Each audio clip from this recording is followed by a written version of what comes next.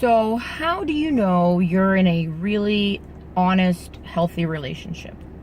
It doesn't have to be lover, it could be parent-child, it could be coworker, just a real relationship that is genuinely beneficial for both people, where both people genuinely understand what the other wants out of life in general, and sort of give each other feedback and course corrections to together be better than the sum of the parts. So independently, maybe you would have each reached a certain level of success or happiness, but together you reach a extra higher, a much higher level of success and happiness, because the course corrections and the things that you've been able to achieve together is greater than the sum of its parts. And one of the biggest things that you need to really figure out is this relationship truly one of those genuinely honest, caring, committed relationships? You have to be able to express how you feel to that other person, whether it's just how you feel based on something they did, or how you feel about what you're about to discuss. So if you're about to discuss a really uncomfortable topic, you have to make it known how important it is to you.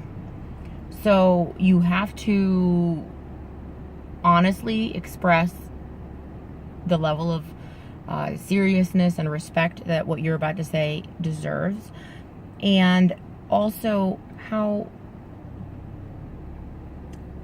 important this topic is to you for whatever reason. You have to describe the true nature of your thoughts and of your experiences. So if you just had a bad fight or whatever, you have to really express the fact that you just experienced a very uncomfortable situation, and that this is very important to you.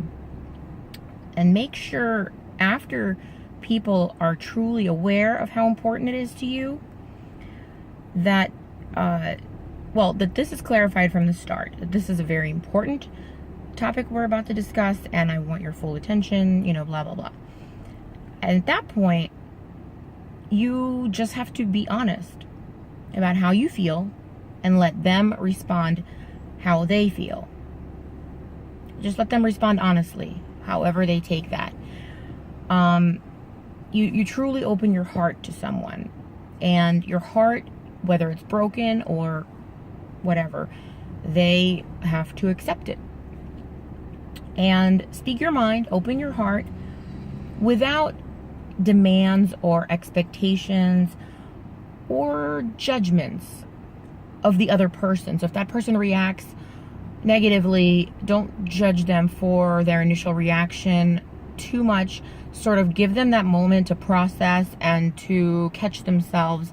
Obviously, if they just go off the handle, then they don't catch themselves, that's different. But so give them a chance to respond, and make sure people are truly aware of how important this topic is to you, as well as the fact that you're putting yourself into a vulnerable situation by opening up.